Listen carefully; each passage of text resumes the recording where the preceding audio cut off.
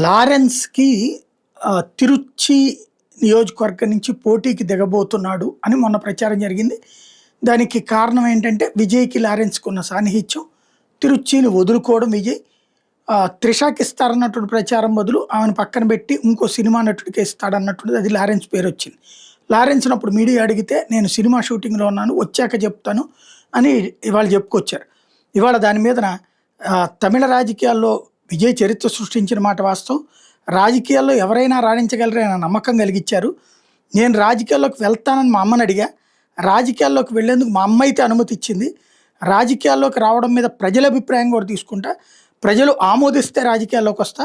ప్రజలు కాదంటే రాజకీయాలకు దూరంగా ఉంటా అని ప్రకటించారు. ఏ ప్రజలు కూడా రా రా రా రా అనరు.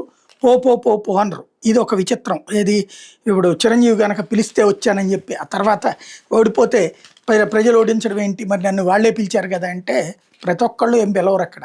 నీ అభిమానులు పిలుస్తారు. వాళ్ళే ప్రజలు అనుకుంటేనే అమాయకత్వం.